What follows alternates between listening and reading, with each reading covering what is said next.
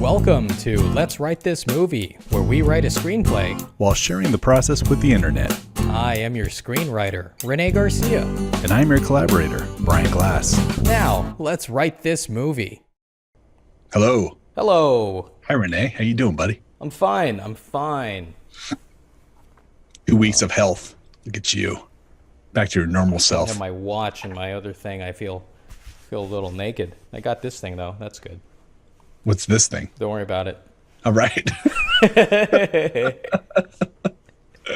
me put you in the center of the screen so it almost looks like I'm looking at you. As I rub my abdomen. Oh, I got this thing. Yeah, you do. Mm-hmm. Okay. How's your week been, Brian? Pretty good. A week. Yeah, that's it. Nothing big to report, really, over here. No. Lots of little things going on. Nothing huge at the moment. So made some progress on my project, but it's just iterative. So yeah, it's okay. Going through the motions, getting my stuff done. So, how about you, man? Well, things are moving briskly at my day job and got some changes on the horizon. We can talk about that offline. All right. As they say in the corporate world. We'll just put that part of the conversation over in the parking lot. Put a pin in it. So a friend of mine, this is gonna kind of be like way off tangent and only semi-related, but since it involves creativity, I thought I would bring it up. So a friend of mine is getting married, and I can't attend because it's over in the Hamptons, and I hate to travel, and it's expensive, and then there's time off work, all of that, right? However, her friends here on the West Coast, who many of them are in the wedding party. Thank you very much. They decided to host a West Coast bridal shower, and I was invited, and it was a surprise. So my friend, her name is Danielle. She has come out, and today was that surprise party, and it was held at Laguna Beach. And I haven't been to the beach in forever because here in California and Southern California, the beaches are usually overpopulated and parking sucks, and the people who go, I already don't like people, but then you have just like a certain level of people. I hate to be snobbish, but I think, when something is essentially free, it just gets, like some a level of populace that is unsavory. Okay. You're talking about those Inland Empire people coming over. Oh, yeah, absolutely. No, I mean, it's all walks of life. Get out of my county. Go back. That's not it, Brian. Really, it's all walks of life. I live in a very expensive part of the world, and you cannot escape horrible people. No matter, how much you try to segregate yourself by property value or rental rate or your mortgage. You know what I mean? Like, absolutely. You will always have just a scumbag. I don't understand what you need to do to remove yourself. So yeah, it has nothing to do with like economic caste system or whatever you want to call it, right? It's just a certain mentality of person. Anyway, so here we are in Laguna Beach, and they chose a very nice spot. And this is, I wouldn't say it's secluded necessarily, but for whatever reason, there just wasn't a lot of people, and it wasn't windy. It was just a very nice environment.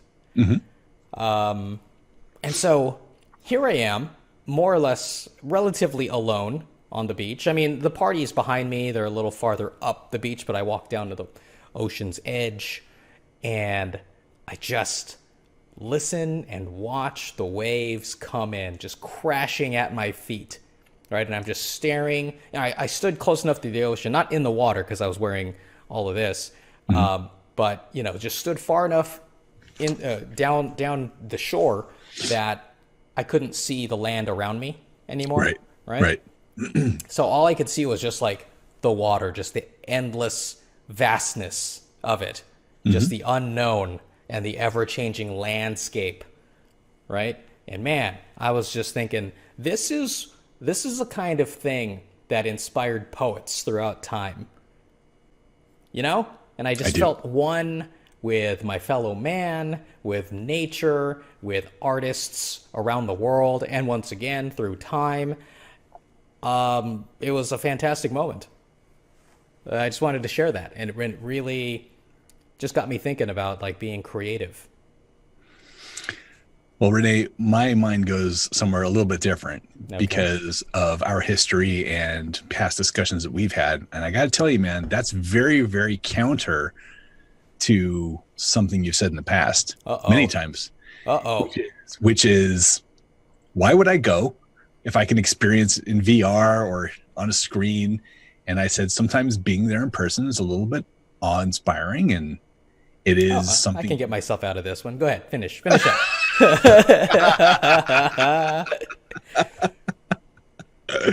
Well, I just don't think that if you're going to go there digitally, that you're going to have that same feeling of one in fellowship with your fellow artists. And unless they're, digital artists, good luck, man. Because I don't think you really can talk your way out of it. Because you can try. I just don't think I'm going to believe you. That's fine.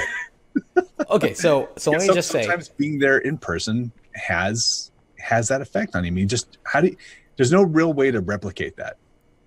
There is none. There is a way to visually replicate it to some extent, but the feeling of being there, I mean, it sounds like you let it literally wash over you and maybe overtake you a little bit. And I don't think anyone has ever experienced that digitally. Okay. I hear what you're saying. I hear you.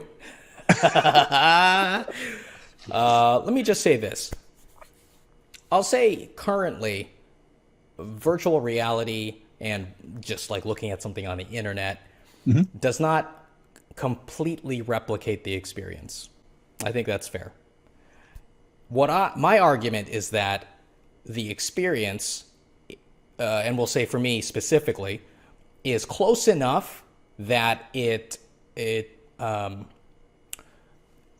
overcomes the need to actually travel to a place.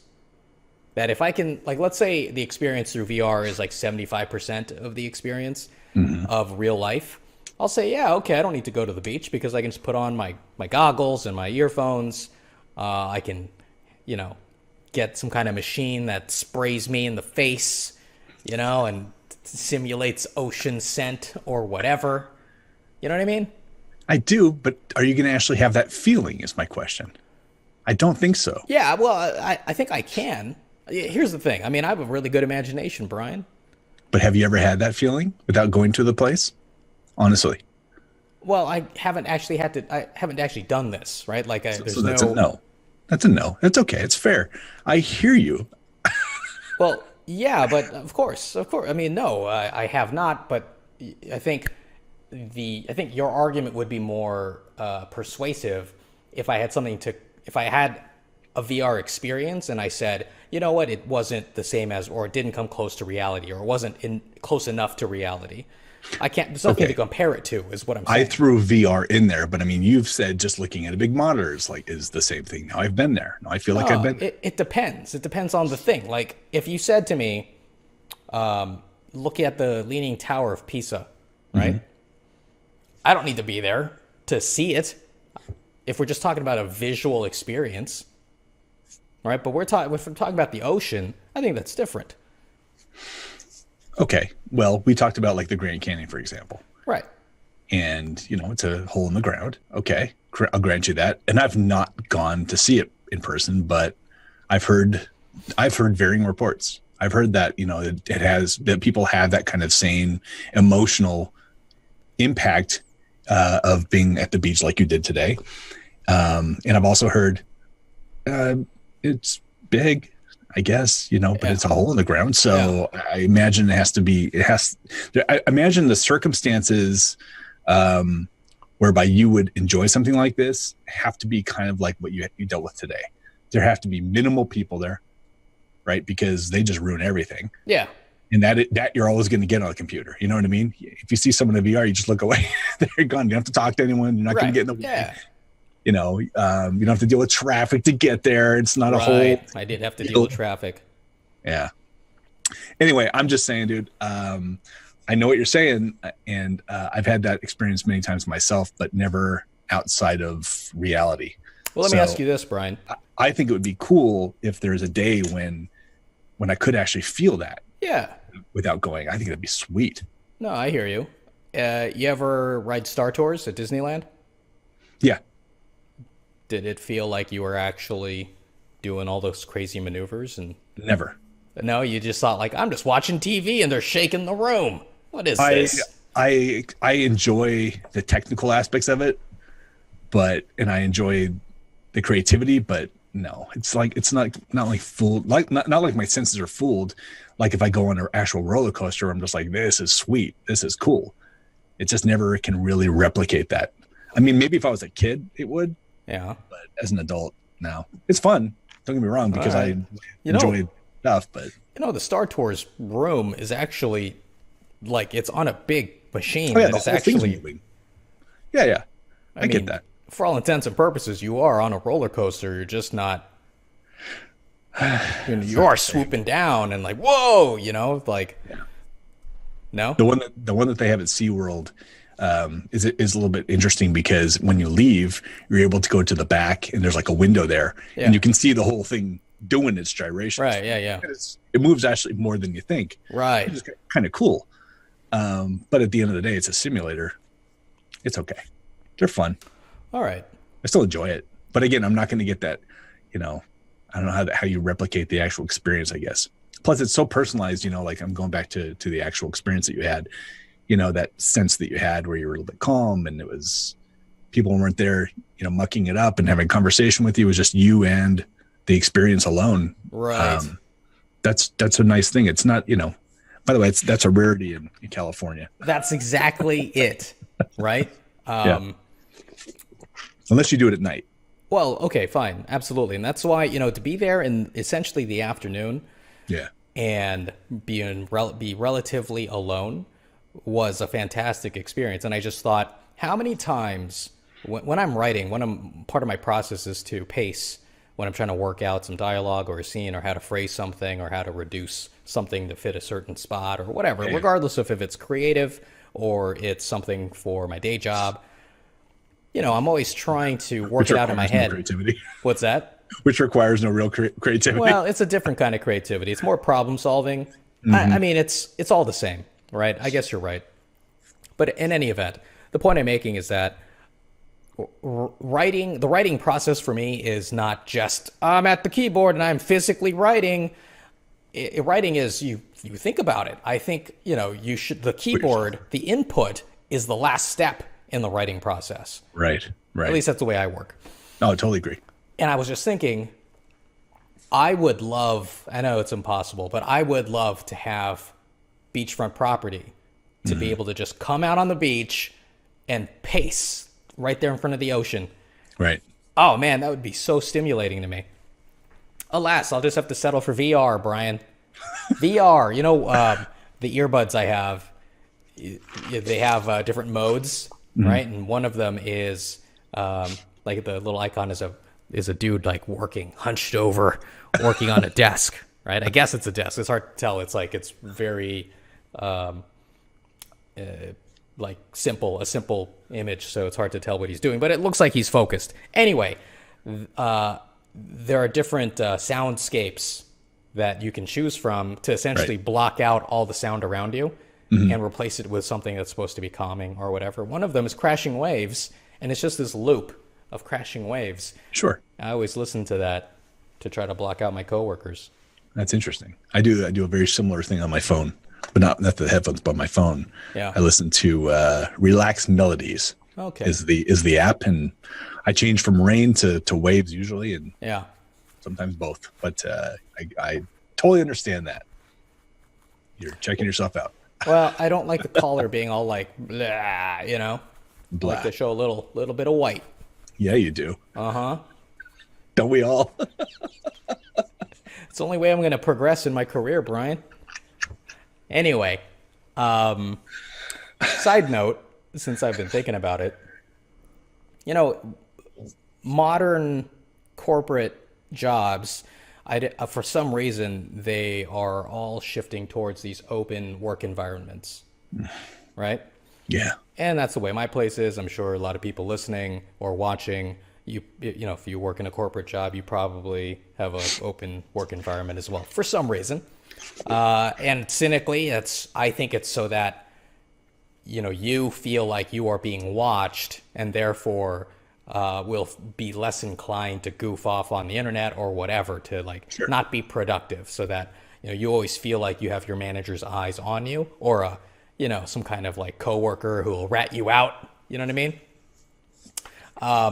And I don't think there's anything cynical about what you just said. I think that's very realistic. Right. Yeah. But what's funny, or maybe not funny, I don't know what word to describe it, but what I don't like is how the people who are pro this kind of environment, which are typically managers or HR people, or, you know, the builders who create these environments for workspaces, you know, they talk about like collaboration, and, you know, mainly it's collaboration, to be honest.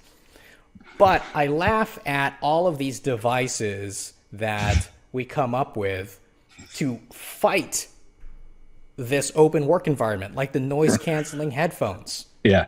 You know what I mean? It's like, okay, why do you let your employees use these devices if it's all about collaboration and working together and visibility? Because I can still watch them. Oh, I mean, because we can out and Exactly. So, you know, all we end up doing is trying to replicate the remote workspace, meaning try to bring your workspace from home into this ungodly, unproductive work environment, right, through these other devices or whatever. You know, it's like it's almost like setting up a one-way mirror, but the mirror faces you. Does that make sense? Yeah. Wow, that is profound. I can't believe I just came up with that. And my head went in a totally different direction. Okay. Like, you know, this is an opportunity, right? Because this is a problem for so many people. Yeah. So we can go one of two directions. The next big VR play could be virtual walls. You put on these goggles, and you just have walls, right? Yeah. I finally feel like I have some privacy again. Right. Or we just do the low tech thing and just, you know, borrow from the horse races. You know, just put the blinders on. Right. Everyone walks around like this, you know? Sure. It'd be great. Well, you know, on that note, I am waiting for the time or the day. You know, Microsoft has this new technology. I don't think it's been released to the public yet, but it's already on version 2, HoloLens. Yeah, I think it's badass. I do too. And basically, it is, you could have a virtual computer monitor in front of you, right, and only you can see it. How awesome would that be? I love it. I can't wait. Totally. You know, and you can keep working while you're in the restroom. Yeah. You know, just project your monitor on the stall door in front of you. Right.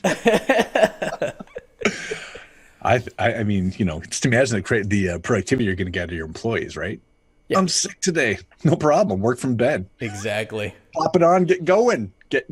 Start typing in the air. Little will we know that our manager has access to like what we can see on our HoloLens. Right. Exactly. HR needs to speak with you, Mr. Garcia. Right. Wait, what? You're monitoring me? How dare you? HR will just pop up in my face. Exactly.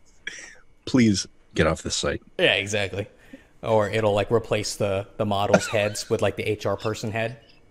Hi, René. I see you're watching this video again. I was going to say something when you talked about that icon that showed someone hunched over for work. Right. Yeah, I can see that. Yeah. I think I know exactly what that means, dude. Another icon just like pops in behind it. Yeah. This is so wrong. All right, Brian. We've gone very far afield of what this show is about. Have we though? It's the creative process. More or less. Is that how we're going to justify everything? Sure, exactly. All right. So before we continue, yes. I do want to give a quick, I don't know if we want to call this a plug. Yeah, I don't know if it's necessarily that. but whatever. Let's just call it that. So back in 2013, I was still more or less in at the height of my entertainment journalism journey. God, my vocabulary has just like shrunk down to like a third grader today. I don't know what's going on. I did those things. Yeah. Anyway, Writer. you know what? I just won't try for big words. How's that? I'll just Fine speak with me. naturally. So, yeah, doing the entertainment journalism thing, and you know, when you are forced to review, different movies and different material, you have to review a lot of just like garbage stuff, and it's impressive that such bad content actually finds funding and distribution and actually gets to you as a reviewer. Right. Right. And, you know, you can just feel just like you're drowning in content. Like, you know, we talk about waves, right? Just a tsunami. And if you're able to even like do everything, like cover all of that content, you know, there's another tsunami right behind it coming to crash down on you. So that can feel very oppressive. But occasionally, the things that make it tolerable are those gems, right? Like, obviously, you know, the big budgets, like, you know, you can still tolerate them because the production value is so high. But Right. these, like, independent movies, these foreign movies with, like, micro budgets, you're just like, oh, no names, you know, bad lighting, bad sound, all of that. Bad But writing. in 2013, what came across my desk was a movie called Errors of the Human Body.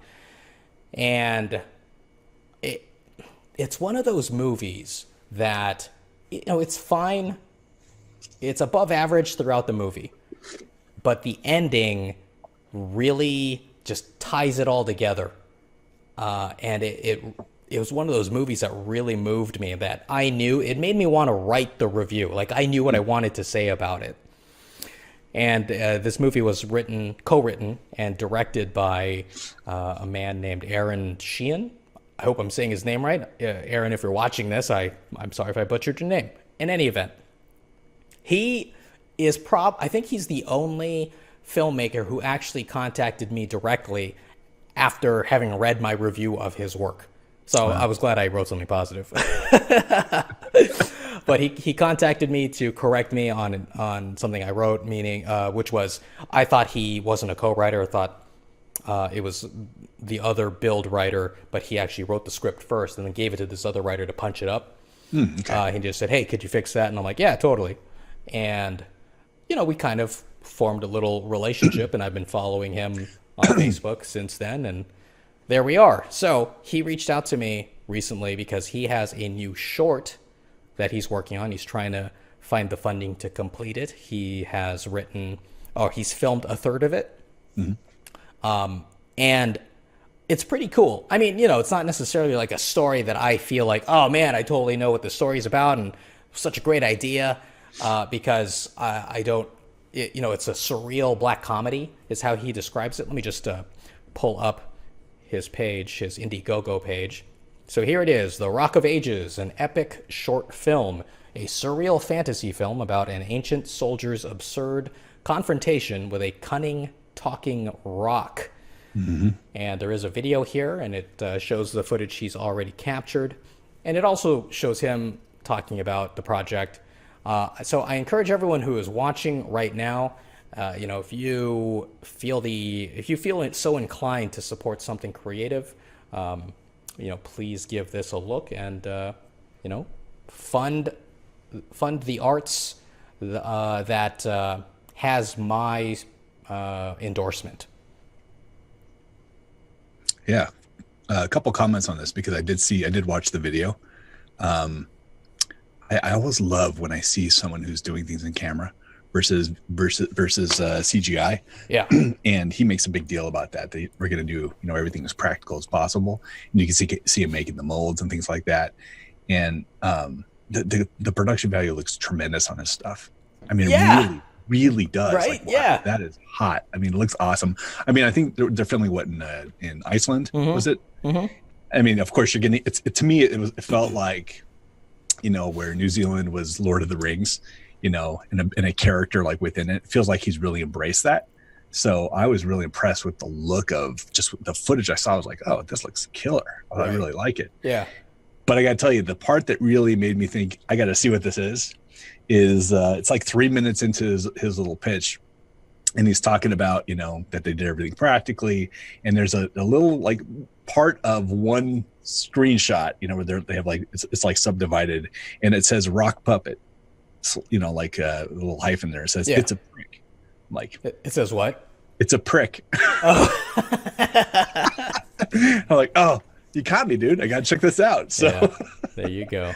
But it seems I like the sense of humor. I like that. And I'm not too familiar with the actors, although I think I've seen one of those guys before. The bald guy somewhere. He does a lot of work. Yeah, Did you see Snowpiercer? Yes.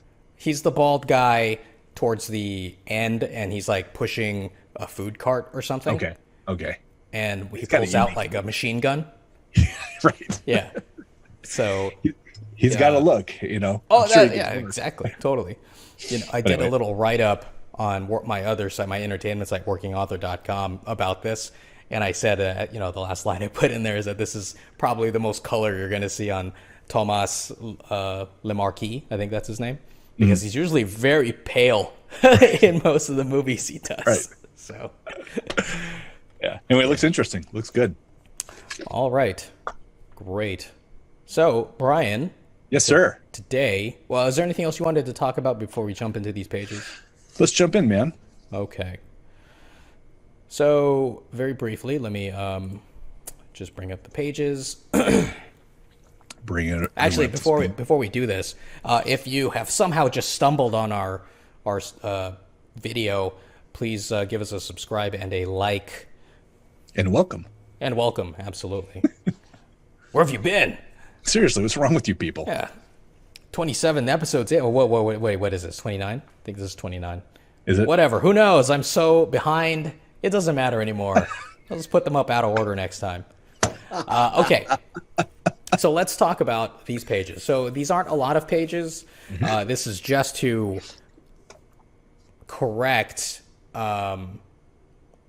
maybe not correct, but try something a little different with a portion of the script. And that portion is one of the notes I was given, and I kind of took to heart, is to decide what characters are important and whose story is this movie about.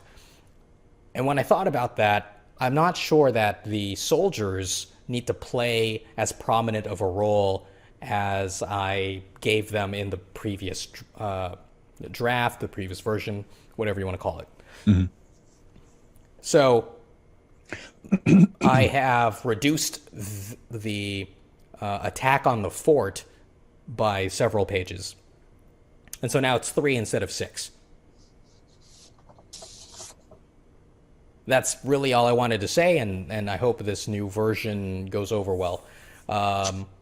Do we need to perform this, Brian? We can, sure. Do you want to? Do you just want to talk about it? I mean, it doesn't matter to me. I mean, it's new. It's pretty much all new, right? Yeah. So, I always like to hear Jebediah.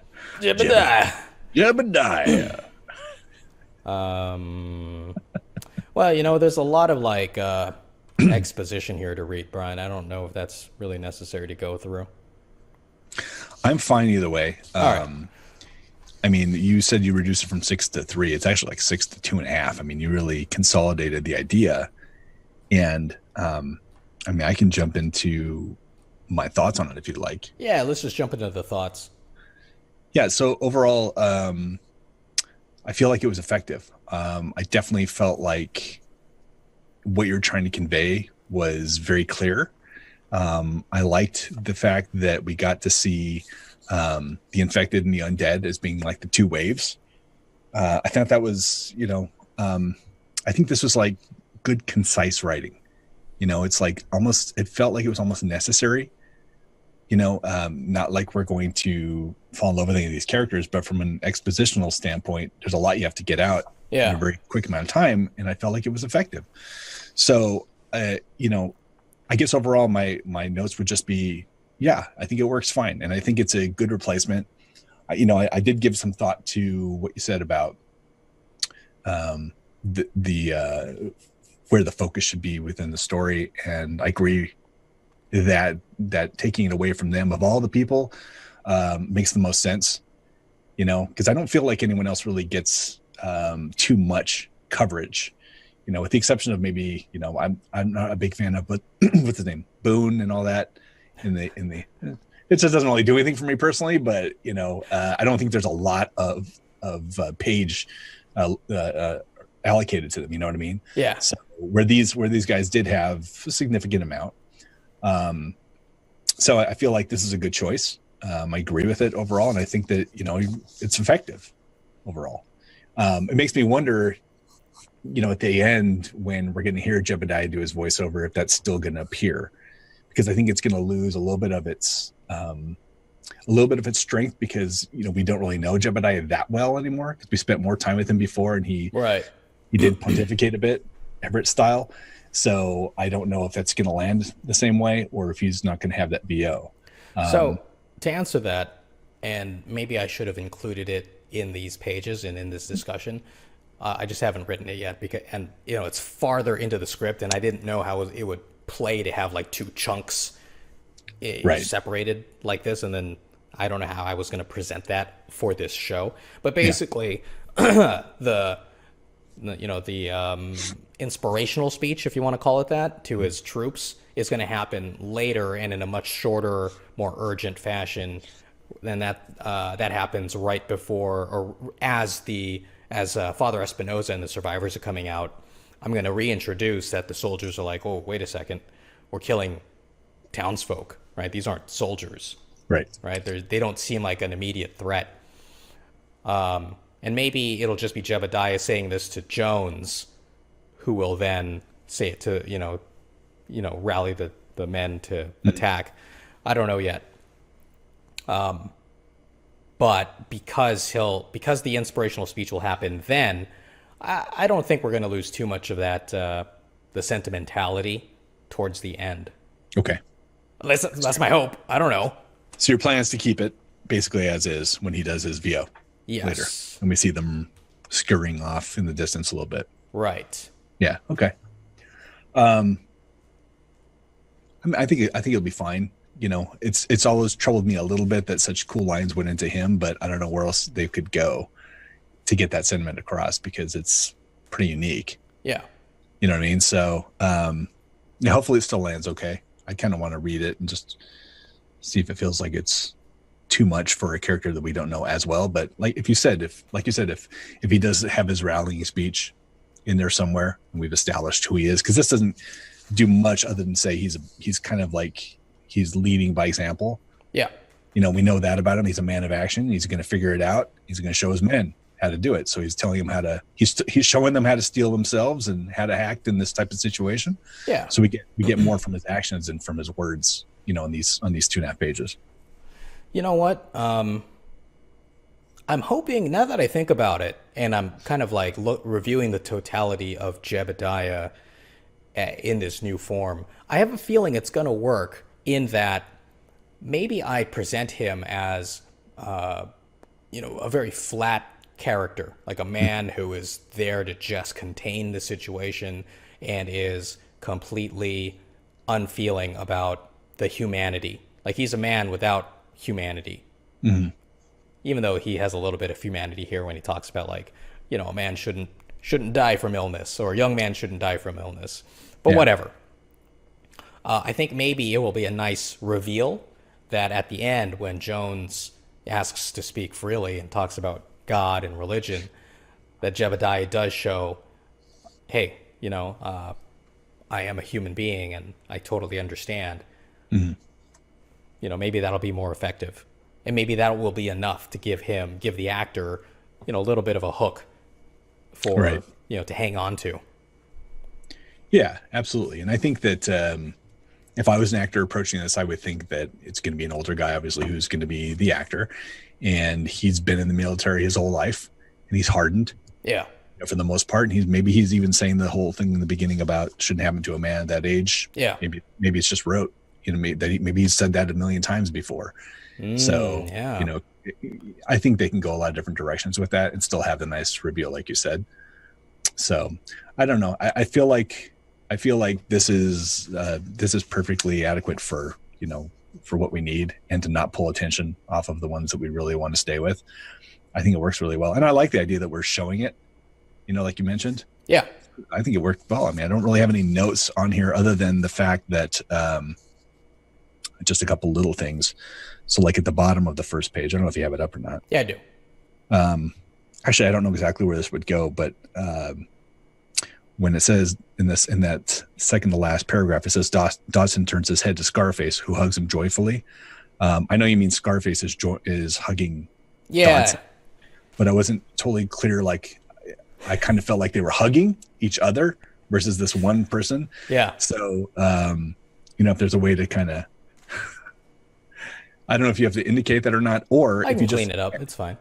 Yeah. The other thing is if there's a little bit of just a little bit of a reveal, because I think they'd have a lot of fun filming this, that either Dodson is shuffling, toward him, or he's moving slower than expected, or something that kind of sets up that all the other people are now, shuffling or are moving very slowly as well, because they're now undead. Yeah. I think that'd be a nice way to go, because otherwise it just kind of sounds like Dodson appeared, like, "Hey man, how you been?" Right. Versus this guy who's kind of like, without making the noises, right? Because you can't reveal it like that. So just a little note. I wasn't planning on sending you these because it's so minor. No, that's fine. Those are good notes. I mean, this is essentially like first draft writing. I'm just like feeling it out.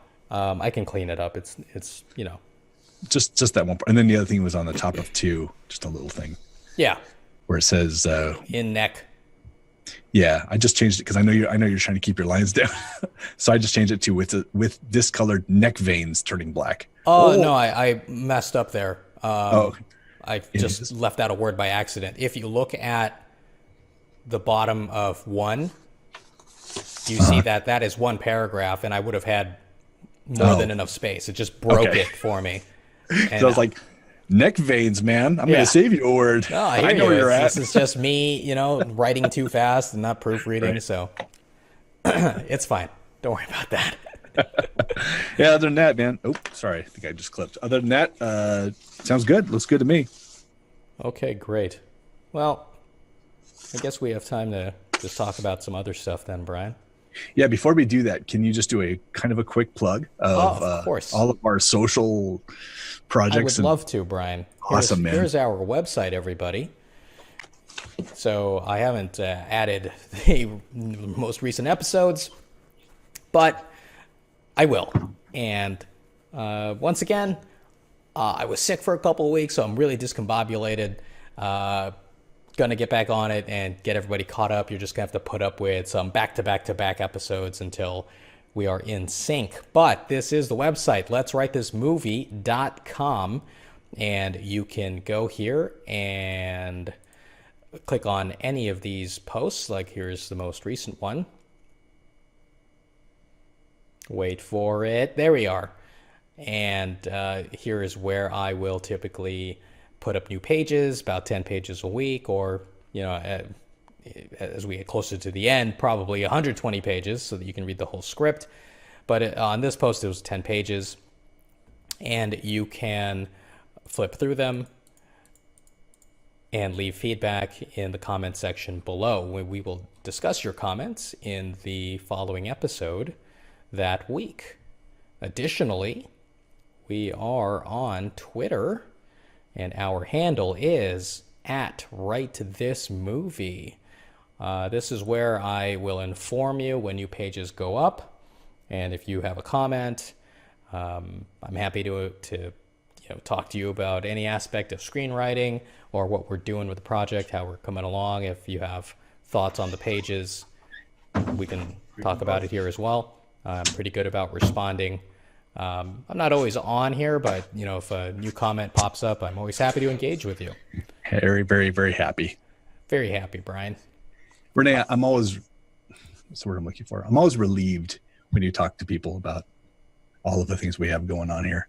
Yeah, just makes me feel so much better. Like, uh, just get it out there, just flush it out. I You hear know what I you. mean? You look relieved. I do. Feel great. I always feel better, lighter. Yes, Brian, I know. Okay, so what else did you want to talk about, Brian? I have something to talk about. Go. So we have been talking about what are the next steps. We've reduced the pages down to 120, and I know I still need to do some refining now that we've reduced the soldiers aspect to, by so many pages. And so that gives me a little breathing room to help beef up some other parts. So maybe the Patrick, Zeke, Sally relationship can feel a little more familial. Maybe I can reduce Boone down a little bit, and that'll free up another page. Who knows, right? He's not there a lot.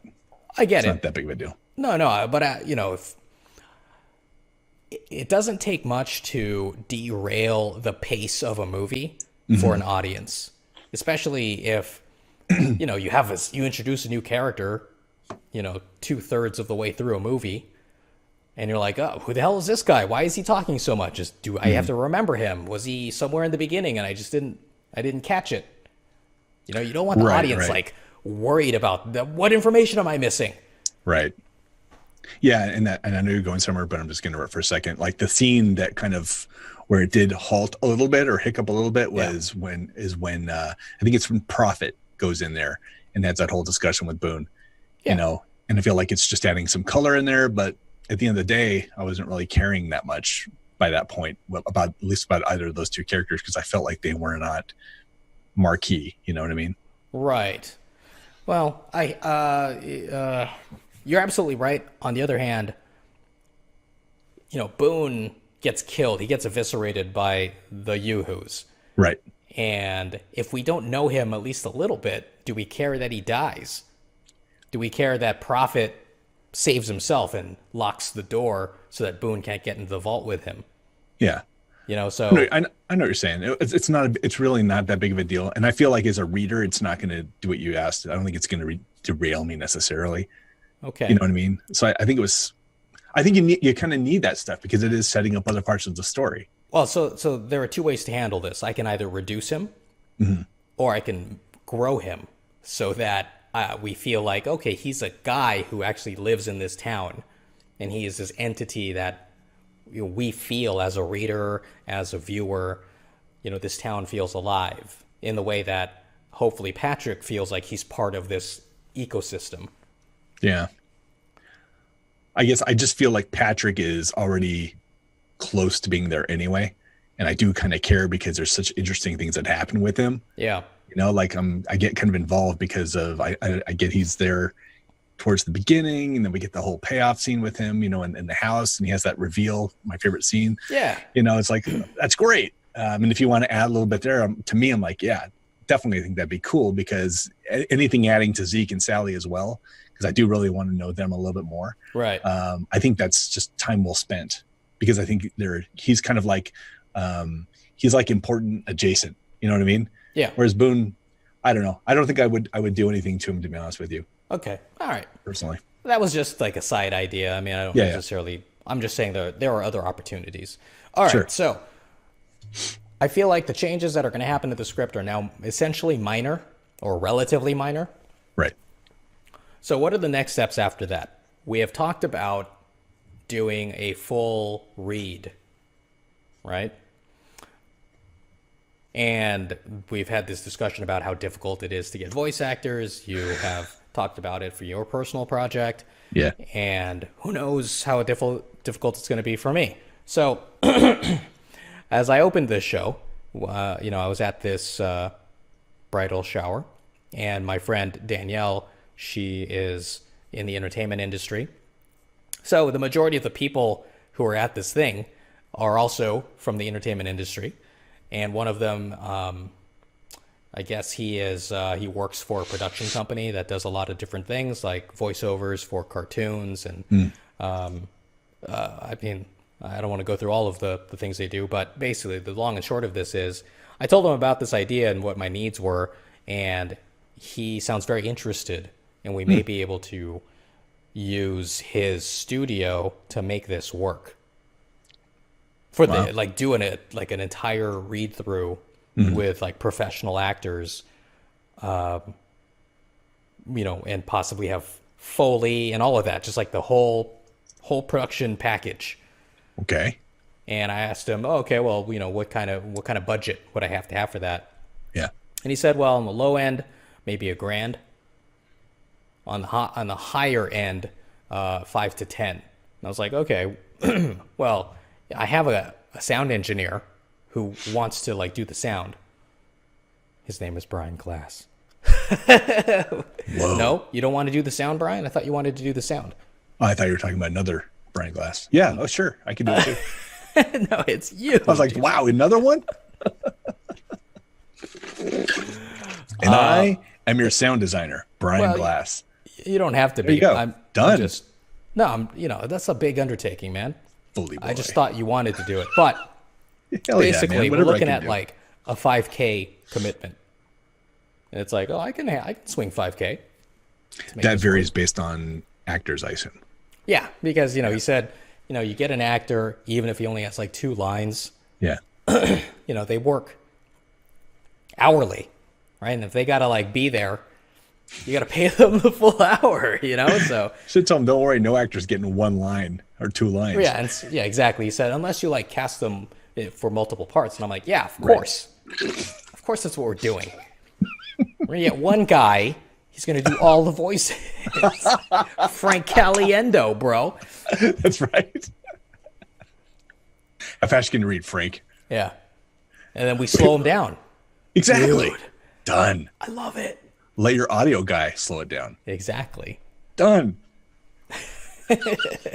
Just get that, what's that? Those micro cars. What was it called? Remember the guy who used to do the commercial? Micro Machines. Micro Machines, yeah. Yeah. Get that guy. Can you do accents in there as well? Do you have an Irish accent in your repertoire? That guy's like, how old is that guy now? 80? 90? I don't know, man. Micro Machines was what? Late 80s? Early Probably,90s? yeah. Now let's say he was already like in his late 30s. Yeah. Okay, so I guess he's not that much older. Like 300 years old, dude. He's old, bro. He's old. Anyway, so I'm feeling pretty good about it. All right. So when you're saying doing the read-through, though, tell me how this is going to manifest itself, and how do you want to use it? In other words, is this going to exist as an audio recording? Is this going to exist as something you want to put to animation? Ideally, I'd like it to be fully animated. Well, animaticated, whatever you want to call that. I imagine that would be very expensive, though. So I also talked about, hey, maybe just doing what you suggested, which is, 8 minutes or whatever, right? And have that be the pitch piece, if you will. But it would still just be nice to have the whole thing read in its final form with dramatic acting and all of that. And just have it, for whatever purposes in the future. I'm just trying to think of what those purposes are. Yeah, I'm trying not to talk about it while we're recording. Just quietly. Exactly. No one will hear you. Well, beep it all out. Have your audio guy beep it out later. Dude, I could mute it. I could mute it right now. Brian, I have an idea you would not believe. Redacted. Black bars everywhere. Right. Anyway, so there you go. That's my recent news, and I'm just feeling pretty good about forward motion on this. That's cool, man. So he's got all the hookups. Yeah, he's got hookups to the talent. Absolutely. I mean, they all work for this. Either they work for this production house, or they'll just put out a casting call and get people in there, and it's not a big deal. That's awesome. That could be cool. I hope it is. Yeah. So that's it, man. Anything else you wanted to add? No, just I guess just from a housekeeping standpoint, what do you want to do on our next show? I feel we're running out of shows here. Yeah. On this. And I don't want to say, hey, let's go to the next script, because I feel like just because we're not writing necessarily doesn't mean the process is stopping. So do we want to talk about the process as we go forward, or how do you want to tackle this? I don't want to pull your focus away from this. You know what I mean? Like if it means you're going to start, finishing up or polishing up the script, sending it off for different, or applying to different screenwriting competitions. Right. I don't know. I don't know how much you want to share on the show and how much you want to, at this point, pull away. Or do you want I don't know, man. I don't know if the next episode or the next few episodes will discuss the script at all, to be honest. Right. That's what I'm saying. Do you want to continue televising this, or do you want to have those discussions, outside of the show and come back to the show? Or that's the thing. I mean, what do you think? Do you think we should just go on hiatus while we do stuff, in the background? I mean, I kind of feel like, yeah, because I think it's not going to come on the same. We can't really control the schedule like we have. Yeah. At this point, because there are some things that you're going to be at the mercy of scheduling other people, or if there's a competition, I don't know if it's necessarily going to play for this. So we can put our show on hiatus until we're ready to either take a step that we want to share with the public or dig into a season 2. But just because the script writing process stops doesn't mean your involvement with this project stops. Yeah. Or your script stops. So I don't want to pull focus. That's the thing. It's I would love to move on to season 2 and move on to the next story. Right. But this script is not final yet, is the issue. Right. The problem is that now it's down to tweaks. Yeah. You can't really share that. And that is hard. Yeah, exactly. You have to show the whole script and then just talk about how the formula is kind of adjusting here and there. Yeah. And I don't even know if I can do those tweaks in a week, right? Because it's adjustments that have to be adjusted throughout. It's not like you just make an adjustment and everything else is fine. Right. You kind of have to make the room, Yep. I don't know. If we did move on to the next script, I mean, that's a massive undertaking. And it's the way I had imagined this happening is we're done. We kind of document all of the other stuff, the non-writing stuff. We're casting people, and it's we have footage of us casting people. Mm-hmm. You know what I mean?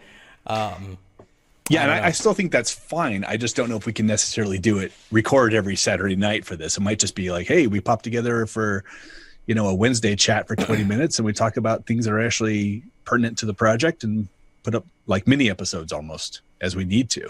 Okay. Well, let's plan on that then, because I don't want to do all of that and be working on new pages every week. Yeah, I totally agree. It's too much. We're not ready yet for that. Okay. Cool. That works for me. Great. All right, Shortest Brian. episode ever. Well, not quite. It was almost an hour. Yeah, we've never gone under an hour, have we? Let's just talk for a while. Tell me another story. 10-minute story. I got a 7-minute story for you, Brian. Well, maybe I do, but not something I want to share. So that is it for this episode. If you enjoyed watching us ramble on about the beach and VR and work and all things not related to screenwriting, then please give us a like and a subscribe. It's all related. Yeah, it is. It's the circle it's life of life experience. Absolutely. There you go. Yeah. You don't think I'm going to one another. I'm going to put in a beach scene in some movie in the future, or some guy working in cubicle hell, or some guy just getting some guy is just getting so motivated by the beach. It's awe-inspiring. Yeah. And then the reveal is he takes off his goggles. Oh, I got you, Bri. See, told you. Oh, I love it. Or even better, it's a guy. He's in a suit. He's standing there looking at the beach. The waves are just crashing, and he's just yes, free, right? And then, hand taps him while he's standing on the beach, and he looks up, and it's his boss, and he has to take off his headphones, and like the sounds of the ocean. Right. You know what I mean? He's in cubicle hell. I'm gonna need you to collaborate. Exactly. Mother. You know, the good thing is studies are now coming out that it is truly hurting productivity having these open offices. Yeah, I mean, I read them on LinkedIn, right? Yeah. The problem is these companies have invested so much into these environments. It's like, what are they going to do? Partition, baby. Well, how much more? If it was me working in there, I'd say, you know what? You can deduct from my paycheck just to put a partition up. I will help invest in this company and its productivity. Please put a partition right here. I'll do it myself. Give me the company name. I hate those open office concepts. I have actually seriously considered passing on jobs for that reason. Like, you have an open office concept? Yeah, no, that's not good for me at all. I can't work like that. Yeah, it does. You know, there are people, I have coworkers who have moved from their location to another location within this open concept because of, you know, too many visual distractions, like too much visibility that people would bother them and talk to them because they can see them. And it's like, well, I have to get work done. It's like, how do you tell people, screw off, I'm trying to work? I mean, I say that, don't get me wrong, but I'm like regular people, nice people, well-adjusted people. Normies. So here's a how many minutes? 4 minutes? 3.5 minutes? Maybe I can stretch this out. I have faith in you, man. So whenever someone leaves my company, who sits around me, you know, we all have name tags on our cubes. And what I've been doing is when, you know, someone leaves, their name tag is still stuck to the cubicle, I take it off and I keep it for myself. And they never gave me a name tag on my cube.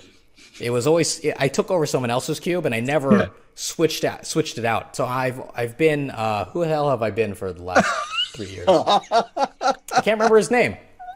Regardless. So when people are looking for me, presumably to give me work, they walk by my desk, right? And they're like, hey, where does René sit? I look up, heck if I know. And then they go and ask someone else. And as they're going to ask, I get up and I walk away. Anyway, so I've been caught, and the facilities people took that name tag off my desk. But luckily, I've been gathering the other people's name tags, so I have reserves, and I just replace it. So I'm now this guy. So they actually put René up there? Oh, no, they just removed it, and it was blank. Okay. Yeah. That's fantastic. I seem to remember that when I visited your office. This is your desk? Where's your name tag? Exactly. Yes. I loved it. Maybe you're the smart one. Sorry, that wasn't 3 minutes. Still entertaining. Even if it's in its shortened form. Can't speak today. Okay, so I need some water. I'm dying.